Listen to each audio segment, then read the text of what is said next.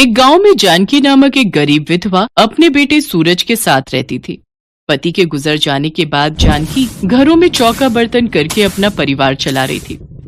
जानकी सदैव भगवान की पूजा किया करती थी।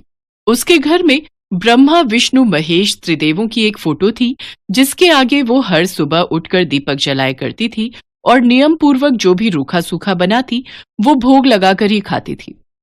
सूरज था तो छोटा पर समझदार बहुत था। वह अपनी माँ को अक्सर ऐसा करते देखता था। माँ, तुम भगवान की पूजा क्यों करती हो? इसलिए बेटा, ताकि भगवान हमें हर मुसीबत से बचाएं। माँ, क्या भगवान हमें सारी मुसीबतों से बचा लेते हैं? हाँ बेटा, भगवान हमारी हर मुसीबत में रक्षा करते हैं। अपनी माँ से बातें करते करते सूरज सो जाता है। अगले दिन जानकी काम पर चली जाती है। एक दिन सूरज की तबीयत खराब थी, पर वो दवाई खाने के लिए लगातार मना कर रहा था। सूरज बेटा, अगर दवाई नहीं खाओगे तो कैसे ठीक होगे? माँ, तुम ही तो कहती हो कि भगवान हमें सारी मुसीबतों से बचा लेते हैं, तो वो मुझे ठीक कर देंगे। मैं दवाई नहीं खाऊंगा, दवाई बहुत कड़वी होती है। अरे तुम्हें नहीं पता कि भगवान जी ने तो मुझे ये दवाई दी है कि इसे सूरज को खिला देना, उसके बाद वो बिल्कुल ठीक हो जाएगा। वो देखो, दवाई की पुड़िया भगवान के मंदिर में रखी है ना, और उन्होंने साथ में कटोरी में चीनी भी रखी है। अगर तुम्हें दवाई कड़वी लगे तो मैं तुम्हें चीनी खिला दूं, वो देखो। क्या सचमुच भगवान जी ने ये दवाई दी है? ठीक है, फिर तो मैं ये दवाई खा लूंगा। माँ, मुझे वो वाली चीनी भी दो। हे ईश्वर, मुझे क्षमा करना। मैंने आपका नाम लेकर सूरज को दवाई खिलाई है। मैं जानती हूँ आप मेरे बच्चे को जल्दी ठीक कर दोगे। हे पालनहार, हे ब्रह्मा विष्णु महेश, आपकी सदा ही जय हो। दवाई खाकर सूरज ठीक हो जाता है। माँ, भगवान जी की दवाई से तो मैं बिल्कुल ठीक हो गया। मुझे बहुत जोरों से भूख लगी है, मुझे दाल चावल खाने हैं। माँ, अच्छा बेटा, आज मैं तेरे लिए दाल चावल ही बनाऊंगी।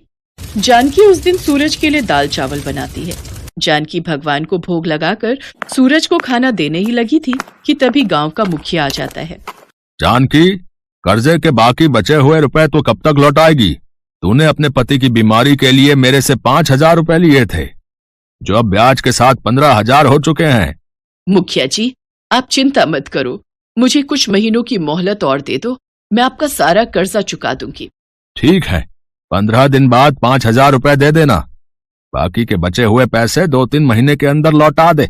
इतना कहकर मुखिया वहां से चला जाता है।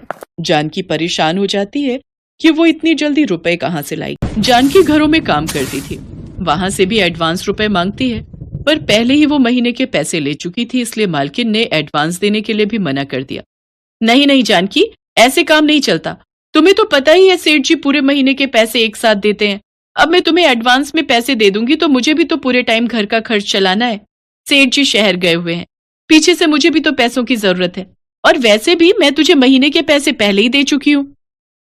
कोई बात नहीं मालकिन, आप परेशान मत हो। ऐसे ही कुछ दिन तक जानकी परेशान रहती है। वो कुछ भी नहीं समझ पा रही थी कि आखिर वो चौधरी का कर्ज कैसे चुकाए। एक दिन जानकी त्रिदेव की मूर्ति के आगे बैठी रो रही थी। हे प्रभु, मैं क्या करूं, मुझे कुछ समझ नहीं आ रहा। चौधरी साहब कल मेरे से कर्जे के 5,000 रुपए मांगने आ जाएंगे, पर मेरे पास उनको देने के लिए बिल्कुल भी पैसे नहीं है। अगर मैंने उन्हें पैसे नहीं दिए तो ये घर खाली करना पड़ेगा हमें, वो हमें यहाँ से निकाल देंगे। मेरी सहायता करो प्रभु, मेरी सहायता करो।